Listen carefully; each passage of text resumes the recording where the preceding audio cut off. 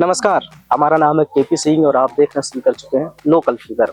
आप मेरे पीछे देख पा रहे होंगे ये एक कार्यक्रम चल रहा है और हम लोग आए हैं शंकरगढ़ पहाड़ी पे। कार्यक्रम का नाम है अनुभूति कार्यक्रम 2023-24। तो हम चलेंगे अभी और सर से जानेंगे कि ये कार्यक्रम आखिर है क्या और किस लिए इस कार्यक्रम को किया जा रहा है। तो देखते रहें हमारे साथ अनुभूति कार्यक्रम के बारे में लोकल फीवर पर। शरणस्ते के गौरी नारायणी नमस्ते। ओम जयंती मंगला काली भद्रकाली कपालिनी दुर्गा क्षमा शिवा दात्री स्वाहा स्वाहा कमलनयनं योगवरध्यानगम्यं वंदे विष्णु भवभयहरणं सर्वलोकैकनाथं यं ब्रह्मा वरुणेन्द्ररुद्रमर्ता अस्तुवन्त दिव्यस्तु वै वेदाय साङ्गपद्मोपनिषद् गायन्त्यं सामगा ध्यानावस्थितगतेन मनसा पश्यन्त्यं योगिनो या सन्तनाथदोषुरासुरगणाय देवाय तस्मै नमः।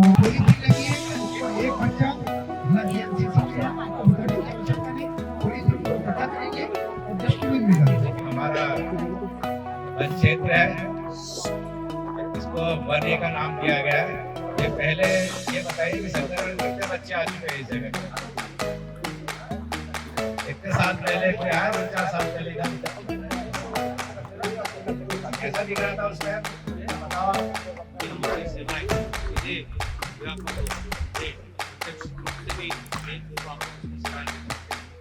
अनुभूति कार्यक्रम में जो आप लोगों को पुस्तक दी होगी, बेसिकली वो पुस्तक देखा जाए तो उसमें काफी कुछ समाहित है। तो दोस्तों कार्यक्रम के बारे में हम और अधिक जानकारी के लिए सर से बात करेंगे। हमारे साथ रेंजर साहब हैं देवेंद्र सिंह चौहान जी। सर थोड़ा कार्यक्रम के बारे में बताइए हमारे दर्शकों को। आज हमारे ये जो शंकरगढ़ क्षेत्र है अनुभूति कार्यक्रम चल रहा है। ये अनुभूति जो कार्यक्रम है हमारे eco tourism board Madhya Pradesh शासन द्वारा इको टूरिज्म बोर्ड है उसके द्वारा संचालित किया जाता है, क्योंकि हमारे फॉरेस्ट के अलग अलग ब्रांचेस उसमें इको टूरिज्म बोर्ड है। इसका मूल उद्देश्य ये है कि पर्यटन का डेवलपमेंट करना, फॉरेस्ट एरिया में जो भी अच्छी जगह वहाँ पर्यटन तैयार करना है और साथ में लोगों को मोटिवेट भी करना है पर्यावरण के प्रति। तो उस उद्देश्य से हम लोग बच्चों का जो है अनुभूति कार्यक्रम रखते हैं। ये हमारा हर साल दिसंबर और जनवरी में जो अलग अलग सेंटर में दिसंबर से प्रोग्राम शुरू होता है, जनवरी तक चलता है। तो इसके द्वारा जो है हम बच्चों को हर स्कूलों से बुलवाते, अलग अलग क्षेत्रों से, ग्रामीण क्षेत्र से अलग। और अभी हम लोग तो पिछले 10 साल से चला, लेकिन पिछले 2-3 सालों से जब से हमने शंकरगढ़ डेवलप किया ये एरिया, उसके हिसाब से हमने अब जो है शहरी क्षेत्र के बच्चों को भी बुलाना शुरू कर दिया है। इसमें जो है आपका इस साल तो हमारे 4 प्रोग्राम है। ये 16, 17, 18 3 दिन तक चलेगा और 31 को एक और है। तो मतलब ऐसा 31 को एक गैदरिंग वगैरह ऐसा होते हैं, तो उसी में हम लोग उसको भी मिक्स करके करना चाहते हैं।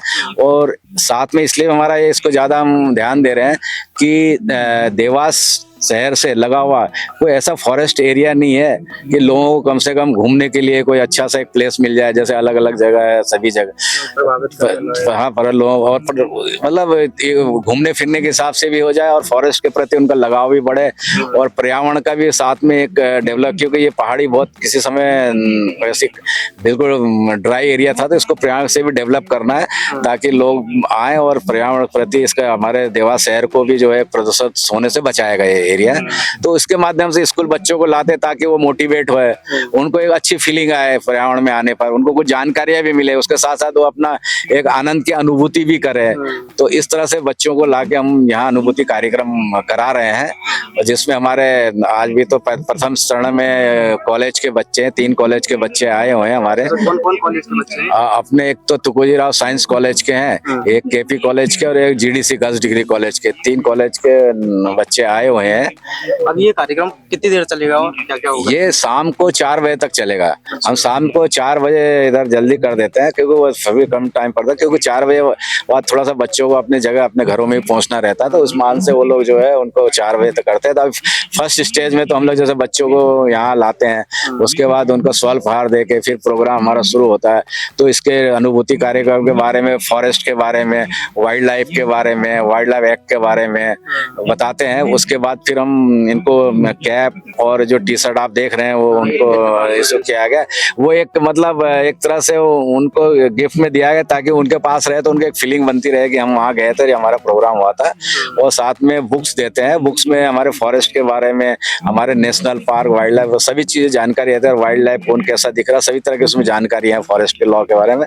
तो वो भी हम इशू करते हैं उन लोगों को। और उसके बाद जो है उनको जानकारियां देते रहते हैं। और फिर लंच बीच में ब्रेक रहता है, वो लंच ब्रेक से पहले हम 1 घंटे बाद मतलब कार्यक्रम के हम उनको फॉरेस्ट एरिया में घुमाने ले जाते हैं। अभी बच्चे अभी घूमने जाएंगे ये थोड़ी देर बाद। हम उसको लगभग 11:30-12 बजे का रहता है। और उसके बाद हम लोग 1:30 बजे तक 1 घंटे का रहता है। हम लोग आके फिर उसका लंच कराते हैं और 2-2:30 बजे से फिर हम शुरू करते हैं। तो उसमें हम लोग क्विज कार्यक्रम कराएंगे, फिर बच्चों का क्विज करेंगे बच्चे का, ताकि उन्होंने जो देखा है, जो बुक्स में पढ़ा है उसके बारे में उसी से में से पूछेंगे, ताकि उनको कितना एक्सपीरियंस हुआ, कितना मतलब उनको नॉलेज हुआ, उन्होंने क्या क्या देखा, हमको क्या है। तो उससे क्या होता है कि वो एक रिपीटेशन हो जाता है बच्चों को। कोई भूल भी गया तो दोबारा उस क्वेश्चन में हम लोग बताते हैं। और उसके बाद हम लोग फॉरेस्ट के प्रति शपथ दिलवाते हैं कि भाई हम फॉरेस्ट की प्रोटेक्शन करेंगे, जो भी सब करेंगे। और उसके बाद हम लोग जो है प्राइज डिस्ट्रीब्यूशन करके फिर उनको बच्चों को स्कूल कॉलेज तक घर तक पहुंचा देते हैं। सर जैसे मैं यूपी से आया, अभी हम लोगों ने काम शुरू किया है देवास में, तो बीच में यहाँ आया घूमने।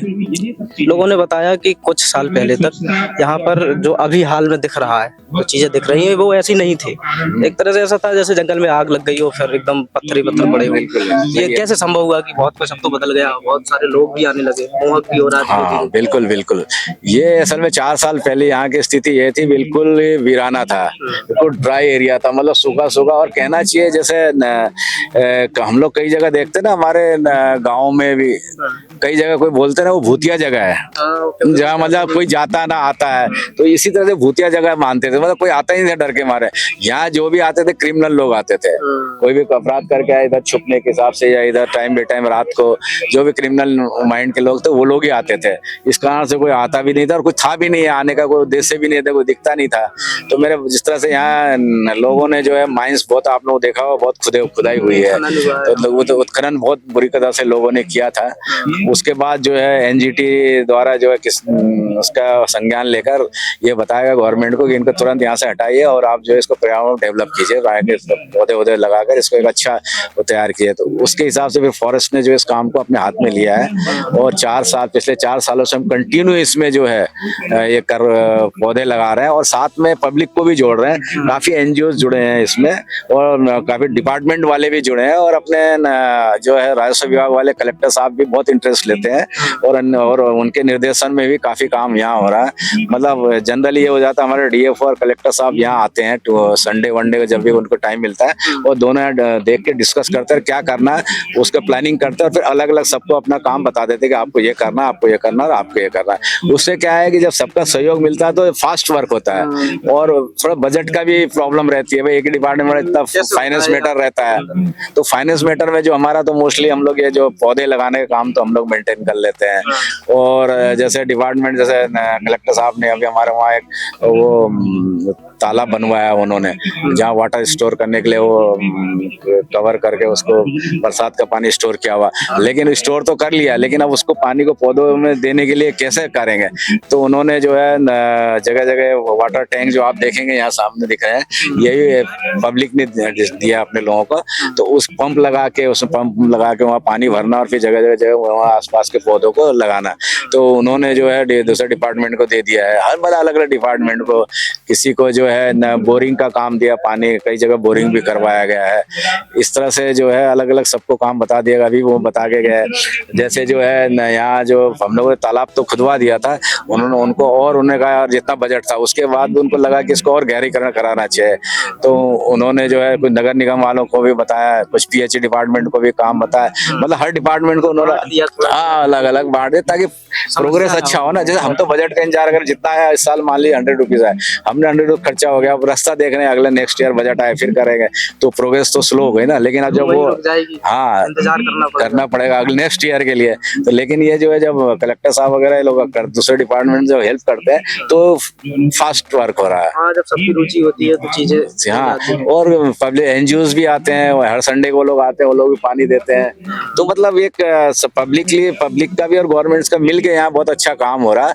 और आप देखिएगा अभी तो पौधे थोड़े छोटे दिख रहे हैं, 1.5 लाख पौधे तो हमने लगाए हैं और बीजों से मतलब लाखों पौधे यहाँ हुए हैं। और अच्छा सर, जैसे जो पौधे लगाए जाते हैं ज्यादातर कौन कौन से पौधे होते हैं? ज्यादातर तो हम लोगों ने जो है यहाँ पहाड़ी एरिया तो हार्डिसिस भी लगाते हैं। वैसे जो है जो रिच कहना चाहिए, रिच प्लांट के हिसाब से हम लोगों जो सागौन होता है। हालांकि पौधा तो हर कोई कीमती होता है, लेकिन एक पब्लिकली जो डिमांड के हिसाब से सागौन का पौधा है। हमने फ्रूट्स प्लांट्स भी लगाए हैं, अमरूद लगाया है, आम लगाया है, आंवला लगाया है, सभी लगाया। और जैसे इसमें नीम लगाया, हमने करन लगाया है, बांस लगाया है, शीशु लगाया है और मेडिसिनल प्लांट्स भी लगाया। आप देखा होगा आपने ऊपर हमने अलग अलग वो दिखाया, उसमें कोई मिश्रित रोपण है नाम से देखा होगा आपने। और उसके बाद जो है हर्बल के हिसाब से अपन ने त्रिवेणी भी बनाया हुआ है, त्रिवेणी का भी गार्डन बनाया। उसमें मतलब हर जगह हमने क्या है, बरगद भी के लगाया। क्यों बरगद पीपल लगाया? इसलिए कि बरगद पीपल जब ये पहाड़ी एरिया में बढ़ेगा, हाइट बढ़ेगी, लोगों को बैठने की छांव भी नेचुरल मिलेगा लोगों को। हालांकि अभी छांव के लिए अपन लोगों ने हट बनाया, आप देख रहे होंगे सीधर साइड पर। हाँ, अलग अलग अपन ने अलग अलग पॉइंट में आदमी टहलते हुए आएगा, थोड़ी देर वहाँ रेस्ट करेगा, फिर आगे बढ़ेगा, आगे चल के फिर वहाँ थोड़ा रेस्ट करेगा। तो इस तरह से मतलब प्लानिंग करके मतलब इसको फॉरेस्ट डेवलप करने के साथ साथ एक टूरिज्म के हिसाब से इसको डेवलप करना। क्योंकि देवास के आसपास नजदीक कोई टूरिस्ट एरिया है नहीं कि लोग संडे मनाने के लिए बच्चों के साथ कहीं जा सके।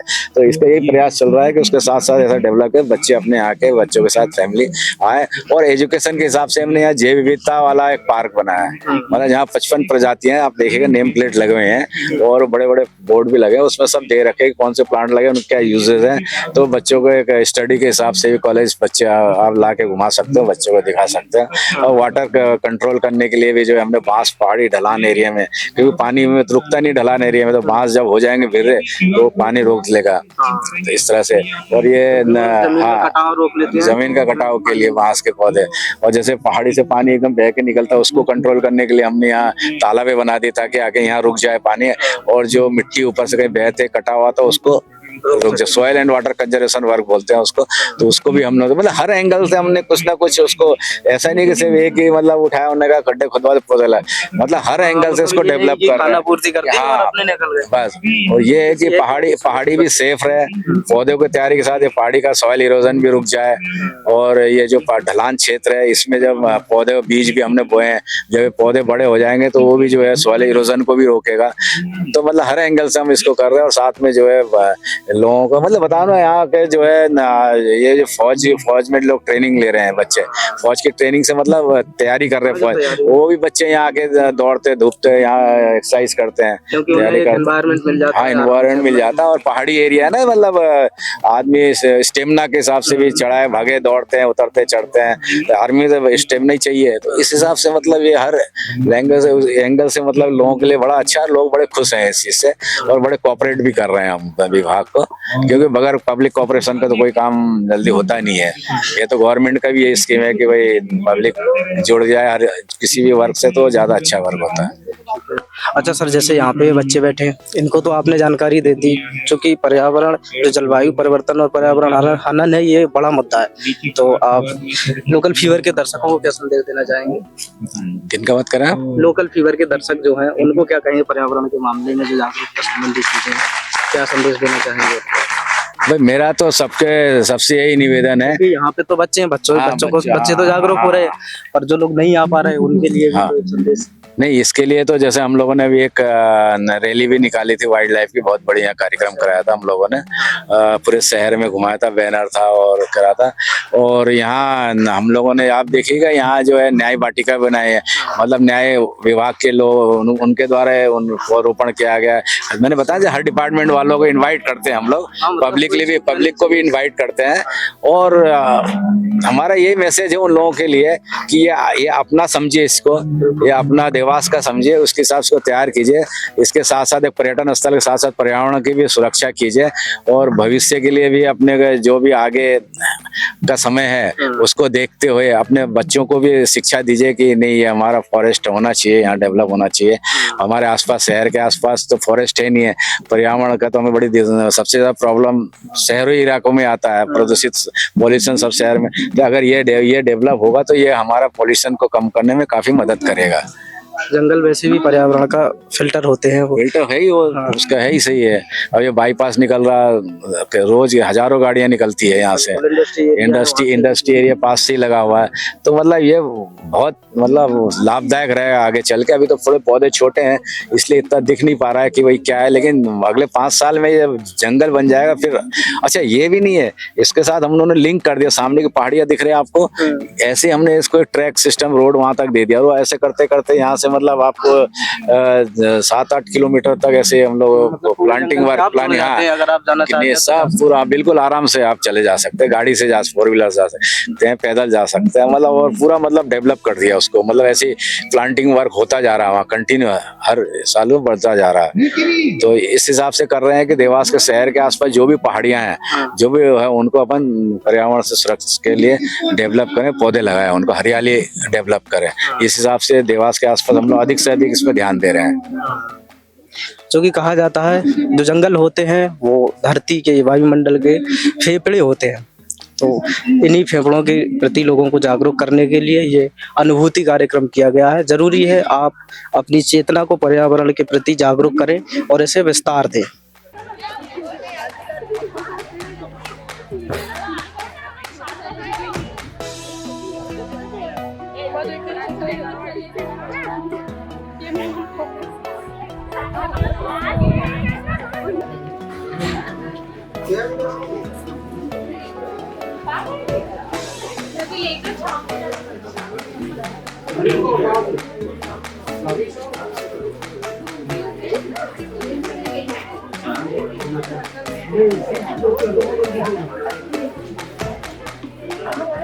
ये देख पा रहे होंगे, जैसे सर ने हमें बताया था कि एक न्याय विभाग की तरफ से भी यहाँ पे वाटिका लगाई गई है। तो ये वो वाटिका है, देख सकते हैं आप, न्याय वाटिका, जिसमें ये आप दिखाइए थोड़ी, ये पौधे लगाए गए हैं जो देवास की न्याय विभाग से जुड़े लोग हैं, जो जुडिशरी से जुड़े लोग हैं, उन्होंने इस वाटिका का मतलब पौधारोपण किया है, इसको विकसित किया है। देखो हमारे साथ कुछ बच्चे भी हैं। क्या नाम है आपका? यशवंत चौहान, किस कॉलेज से हैं आप? SKP देवास। SKP जी। कितने बच्चे हैं आपके कॉलेज से? हमारे कॉलेज में आए हैं कम से कम 150 बच्चे, दोनों कॉलेज के मिला। कार्यक्रम में क्या क्या बताया गया आपको? हमको बताया कि जंगल का पर्यावरण कैसा होना चाहिए, जानवर को कैसे सुरक्षित रखना चाहिए, पेड़ पौधे को कैसे रखना चाहिए, जंगल का बचाव कैसे रखना चाहिए, और पेड़ पौधे को कैसे देखना चाहिए, उनको छू के कैसे पहचानना चाहिए कैसा है। और अभी हम ट्रैकिंग पे जा रहे हैं, वहाँ पे भी बताएंगे कि पेड़ पौधे को छू के देखो, फील करके देखो। बाकी बहुत सारी चीजें अभी हम देखने को मिलेगी और सीखने को मिलेगी। जी। मतलब कुल कितने स्कूल के बच्चे यहाँ पे आए जो कॉलेज हमारे 2 ग्रेजुएशन total। लेवल के बच्चे आए ना यहाँ पे? जी सर। कितने कॉलेज के आए? अभी हमारे 3 कॉलेज हैं, GDC, SKP और STP। प्रोग्राम कितने? 4 दिन रहने वाला है ना? 4 दिन। आपका तो हो गया? हमारा हो गया। हो गया। अभी कितना आपको चलना है यहाँ से? 2 किलोमीटर चलना है अभी ट्रेकिंग पे। वैसे डेली चलते हैं आप 2 किलोमीटर? आज ही जाने वाले? 10 जाते हैं हम, बाकी आज से दौड़ते हैं आप सब? क्या तैयारी करते हैं क्या आप? यस सर, अच्छा, तैयारी करते हैं। तो क्या आप एनसीसी से हैं क्या? हाँ सर, तो उसमें क्या क्या बताया जाता है? एनसीसी में यही सर ट्रेकिंग वगैरह पे ले जाते हैं, कैंप्स वगैरह लगते हैं, और देश के भी एनसीसी मतलब जैसे एक अभी एनवायरनमेंट से भी आपको जानकारी दी, क्या क्या बताया गया? यही बताया सर कि मतलब वो अभी घुमा के लाएंगे, उसमें पेड़ पौधों को देखना है, अपने को लगानी चाहिए, रक्षा करनी चाहिए वन की, बहुत सारी चीजें। तो ये बच्चे हैं जो जा रहे हैं, अभी जाएंगे जंगल के भ्रमण पे, वहाँ पे देखेंगे बहुत सारी चीजें। तो अच्छा भाई काम आ गए, उस दिन आप मेरा काम कर देते तो आपका काम अटक जाता। ये सब चलती रहती है तो कोई तो उस दिन